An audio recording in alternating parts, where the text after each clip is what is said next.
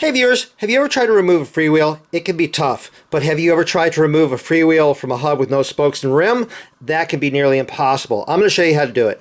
By the way, I did not cut the spokes on these. I actually got these in a box load of parts.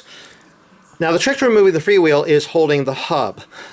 You don't want to try to hold it by the non-drive side flange. If you hold it by that, the torque of removing the freewheel can actually damage the hub or destroy the hub. You can actually twist the center portion here, especially on a good lightweight hub.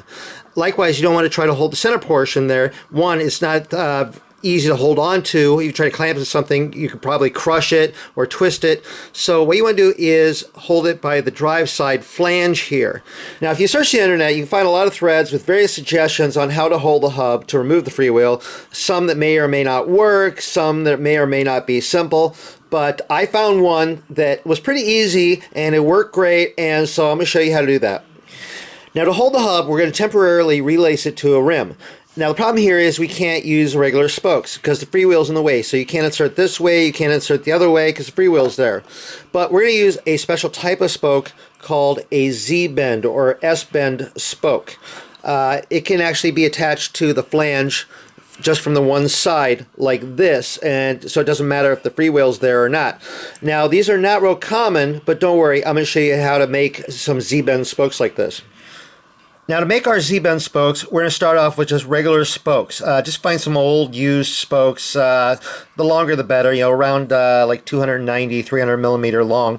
And we're going to cut this little button at the end off. You want some good strong clippers. I got like some vice grip type clippers here, and they have like the little cutter in there. So I'm going to stick this in here and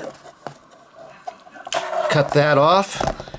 And so this is what the end of the spoke looks like now. Now to bend the spoke, there's a couple different ways to do it. One I like is get a piece of like steel bar stock about the same thickness as the flange, just about 1/8 of an inch thick. Like cut a small notch in there about the same width as the spoke. I used a Dremel tool to cut that, and then go ahead and stick this into a vise. Now you can take the spoke, insert it into that little notch to hold it like this, and then just bend the spoke with your hand like this, and so now you got a nice little bend there, just like that. Now if you don't want to make the jig out of the little bar stock there, you can also use needle nose pliers. Now you need to use out towards the end of the needle nose pliers where it's like the thickness is similar to the thickness of the flange, and you can hold on to the spoke like this and then just bend it. And so you can get a bend like that. Now you want to bend a bunch of these because you want a spoke for every hole in the drive side flange.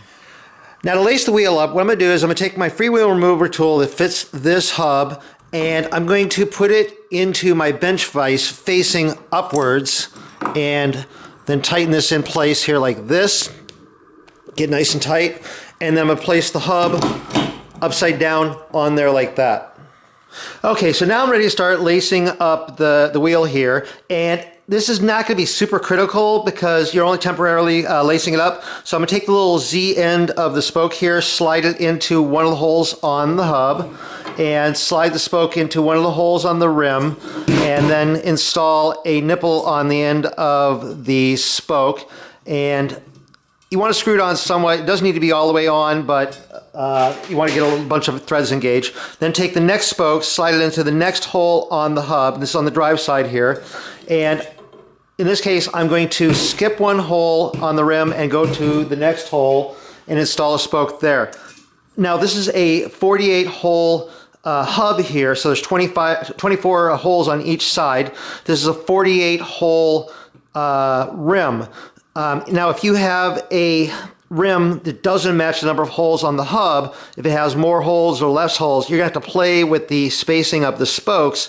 You might want to do like 2 spokes, then skip a hole, 2 spokes, skip a hole, or maybe spoke, skip a hole, spoke, skip 2 holes, spoke, and you might have to play with it, but you want the spokes fairly evenly laced around the hub and rim. So I'm just going to go ahead and finish lacing this thing all up.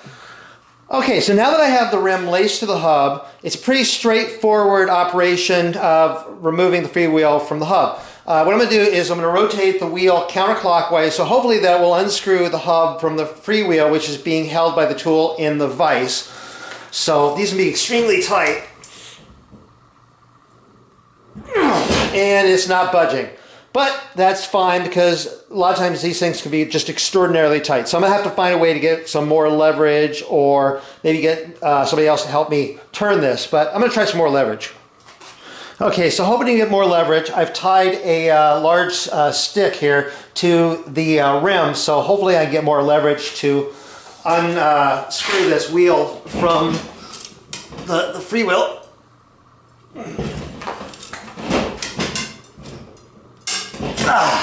And got it to break loose. Yay!